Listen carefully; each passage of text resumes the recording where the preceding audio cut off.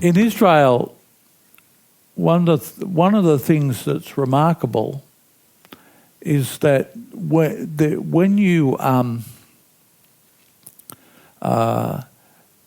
get there, you're enamoured with the presence of God. All around you, the presence of God. And so, even though you know that the ground would have changed over centuries, things have been built on top of it, there are some things that remain, like the temple and other things. But in Caesarea Philippi, which is one of the tributaries of the Jordan River, which there are three that form the Jordan, it's a park-like place with sort of like plenty of water and all. That's quite pleasant. But this is the place where Jesus asked his disciples this: who do men say that I am? This is a question that echoes through human history. Who do men say that I am? So if Craig says, well, you're God, well, the way in which he relates to Jesus relates to who he's saying Jesus is. Now, in India, they have no trouble converting because they've got thousands of gods, and so they'll accept Jesus and tack him on to the end. They've got no problem with that. But Jesus asked his disciples this question, and his disciples answered, well, some say you're John the Baptist, and some say you're a prophet, and some say you're this, you're that. He said, but who do you say that I am? And this statement of Jesus changed my life forever. Because when Peter said, you are the Christ, the Son of God, Jesus said to him, blessed are you, Simon Bar-Jonah, for flesh and blood have not revealed this to you, but my Father in heaven. I pray that as we receive this bread and juice tonight, that God would reveal to us who he really is. We would know this. That we would walk in the revelation of the reality of who Christ is and what he has done for us. Let's share this together.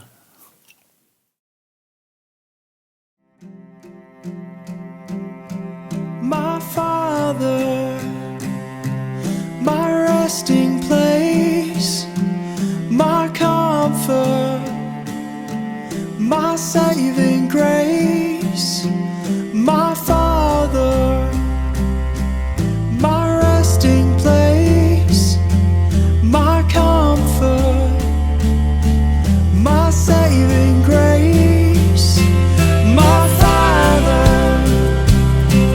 my resting place, my comfort, my saving grace, my Father, my resting. I've called this talk tonight's called In the Midst of a Storm. Every talk I'm giving is all talking about stuff happening around the place. But my late father, who I worked out, would be 102 years old now. 102 years old. I wonder what he's going to look like when I see him in heaven. He's not going to look 102, but I hope he wears a name tag because I mightn't recognise him. But my father, see, I'm raised in a house where I'm raised in poverty. Now, not abject poverty like the people of Cebu, but poverty, which meant that if I had a pair of shoes, they had to really be worn out before I got another one. So my shoes would go through the cardboard stage of cardboard being put on the inside of them so that you could walk on the holes in the shoes. There'd be no way if I got a hole in my shoe I'd get a new one. I'd have to get another couple of terms out of that one. And this is going somewhere. Don't you worry, folks. I've got this. I've got a landing spot for this. Don't worry. But so it meant when my father when we went away, we'd often have a budget holiday. With so, for example, my father had an old Ford Transit van, which he decided on the inside should be 2 stories. So we put another floor on the inside of it, so my brother and I could have like a double bunk. But some of my father's workmanship was a bit questionable, and we weren't far out of Sydney before that top bunk collapsed down on me. I was on my brother would not let me have the top bunk, so he collapsed on top of me, and I'm sort of trying to get air, trying to breathe.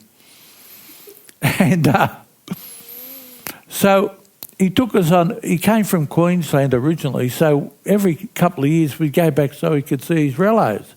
Because he was 13, the 13th child, the youngest son, and he had mostly sisters. And so we went camping at Burleigh Heads. Now, Susie, this was the time of the great Queensland cyclone. And in the middle of the night, a cyclone hit our tent, which was like a scene floating out over the Pacific somewhere. And my father had all the rest of the stuff in a trailer, which became like a very shallow swimming pool. And we were just like, it was like... And who's ever been in a storm like that? It was frightening. You know, what was going to happen? And so I thought about that tonight, and I've been thinking about it for a few days because we get all sorts of storm warnings now, don't we? Why is it that people's cars are still washed away? Why is it people still drown in waters that they're told not to go in? Why is it when you watch Bondi Rescue, they're carrying some person that's obviously from Europe or Asia out of the water and trying to bring them back to life? We don't like to take advice, and we like to push things to the very edge.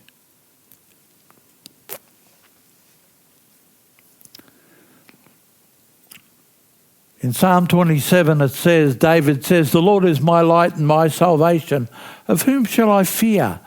The Lord is the strength of my life. In whom shall I be afraid? When the wicked, even my enemies and my foes, came to eat my flesh, they stumbled and fell. Though a host would come against me, and my heart shall not fear. Though a host shall come against me, my heart shall not fear." Fear is the weapon the enemy uses against us. It's all right to say you're not afraid, but when you have to not be afraid, it can be tough. And I know many years ago, as Tanya and I began to travel, I would be flying the plane. I'd be like this. And Tanya would have hold of my arm in such a way that Killer Kowalski, the wrestler, would be proud of her. So she'd be like this, and I'd be like this. And I thank God for the gift of tongues, because I'd be playing in tongues all the way. And I remember that we went to, we had to fly into Rockhampton, and it was high wind, and the plane went like this as it came onto the. Well, I had to pray in tongues, and I had to pray in tongues to get back on the plane to come home, because what? Tiny plane, a Dash 8. But, you know, Tanya and I, we fly now. You know why? When you face that fear a couple hundred times and you don't die and you do survive and you do make it, you have experience of what it can be like if it goes well. For in the time of trouble, the Lord will hide me in his pavilion. In the secret place of his tabernacle shall he hide me. And he'll set me high upon a rock. And now shall my head be lifted up above my enemies. Hear, O Lord, hear my cry, hear my voice, and have mercy upon me and answer me. You see, you can look a bit ridiculous crying out to God if there's no God, can't you? Really? If you're shouting out, God help me, Jesus save me, and there's no Jesus and there's no God. But we've come to a season where the world has been attacked by global fear. And it still remains. And I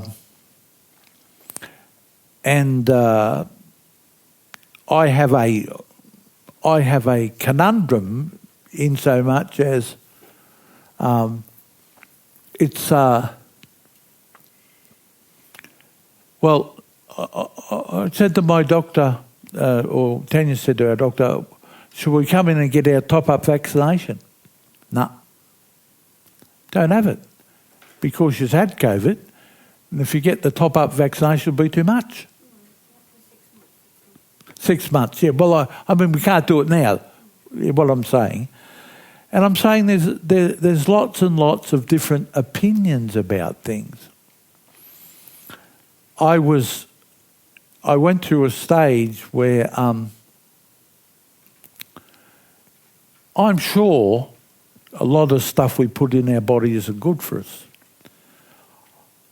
I know people, if they see me drinking an energy drink, they get a bit horrified. Diet Coke, they get horrified, right? A lot of people have sent me chemical analysis of my V or Red Bull. I'm not joking. I mean, I'd have to have Heidi Smith's qualifications to understand what they're telling me. But my point is, the disciples Paul's asked to join a ship, and it's going to sail, right? So the ship's on its way, it's going to sail. And he's been taken as a prisoner on the ship, and he knows the ship's going to crash and burn. And he shares a word of knowledge with the crew. He says, it's going to get bad, but no one's going to die. And he gets, in Acts 27, because the haven was not commodious to winter in, and the more part advised, so most of the people didn't want to stay where the ship was for the winter. So they all outvoted the captain and Paul and decided to sail. And they're sailing to Phoenicia. See, whatever's happening, Tanya and I are driving home the other night from Newcastle. All of a sudden we get sudden fog. And Tanya can't see properly to drive. So she's pulling the car, clean the window. Yet still, we had no intentions of sleeping in our car by the side of the road. No intentions. And often, we don't know. What's the difference between 70 mile an hour winds and 150 mile an hour winds? What's the difference between solid walls or clouds of rain?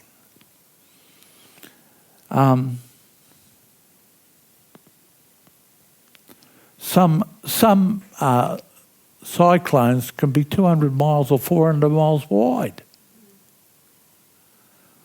We don't know what storms we're going to hit in our life.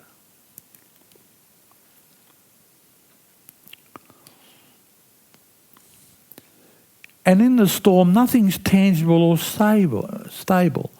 We just have been doing a little bit of work on our house, and we got the insurance company out to fix 8 power points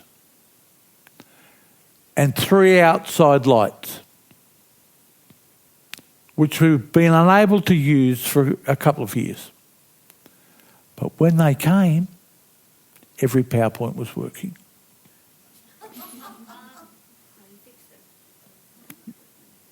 Yeah, but I mean, they were wet and they dried out, and many of them come back to life and all of those sorts of things. Yeah. So now we've got 8 more power points, so we've got to buy 8 more electrical appliances so that we can plug them in. You see, you can have a lot of things happening, and in the middle of it, time can be obsolete. You know, time can stand still. And what becomes paramount to us is survival.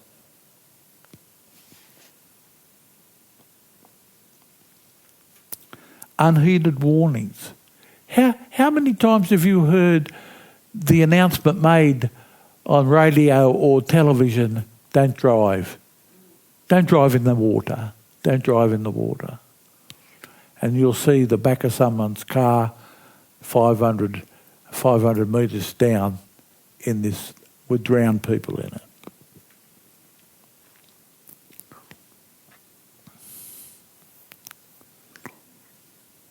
See,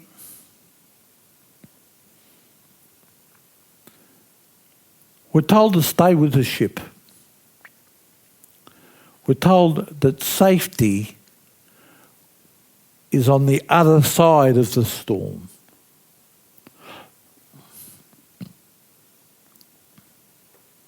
See, Paul is on the ship. He's told by an angel to stay on the ship. And when he gets to the other side of his journey, to the island of Malta, he's sitting by the campfire and a snake bites him on the hand and everybody are waiting for him to die. But you know what happened? That incident means that on Malta now, there are no snakes. No snakes there. So that act of him breaking through the storm, surviving the snake, all he did was shake the snake off.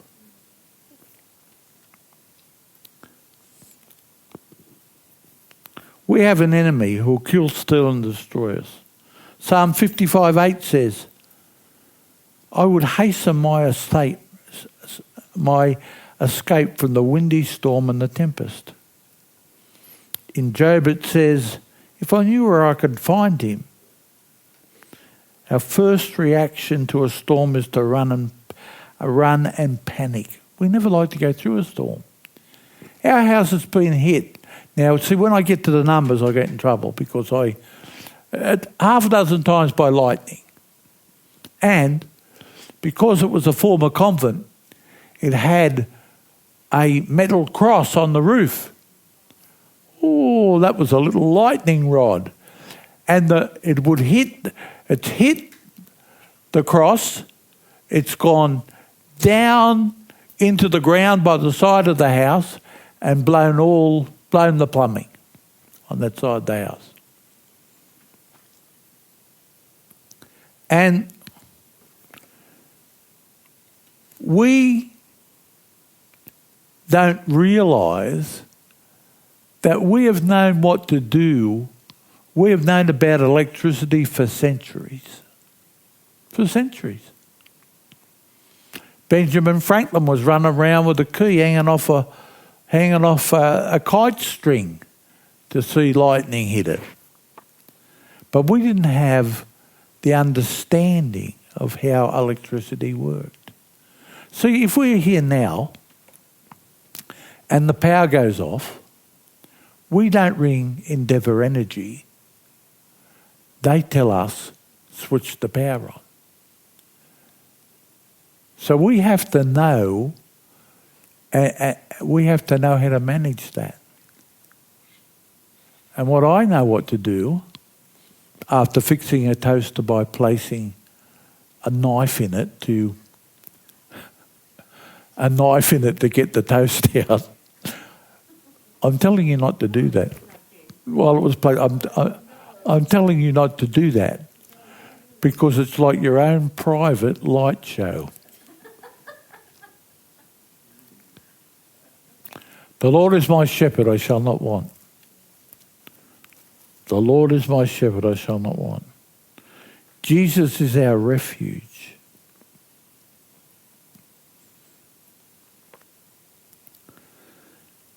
Jesus goes to cross over and he takes his disciples in a boat and there's a storm.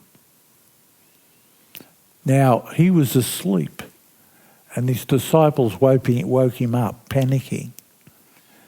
But Jesus had always told them we're going over the other side. He didn't say we're going to sink in the middle of the lake. And so they got through the storm, and on the other side was the Gadarene demoniac, a man living, chained up and living in a graveyard, cutting himself. I've seen people oppressed by the devil. I've seen people with leprosy. I've seen people with all sorts of diseases in bondage. And our task is to be able to go through the storm in our own life, to get to the other side and do what Jesus would do with broken people. I know that all of you here are intelligent people. No one here would believe that the world's coping better with their problems, would they? That they're getting it more together? No. And we're being pushed every which way to believe in this or believe in that. I pray for you for clarity of thinking. I pray for all people who are finding it hard to find a spiritual home. You'd lead them, Jesus, to a rock that is higher than I. That you would lead them, Lord, in your glory and your wonder, so they would be in the place where you plant them, and that their roots would go deep, and that you would bring healing to their life. We're sitting with people the other night who, like Matthew's father, all of a sudden they're in the middle of a health episode. Unprepared for it. And we know, don't we, somewhere within us, that some health episode will cause us to check out sometime. So I pray for you. I pray that you will know the incredible comfort. I pray that you'd know what it's like to fly in a Dash 8 and survive. I pray that you would know that the Lord has your finances under control. What seems to be not enough will be more than enough. As long as you remember, always have your eyes and ears open to give to those who need, that you be open to God speaking to you about needy people. I pray for the week that confronts us all.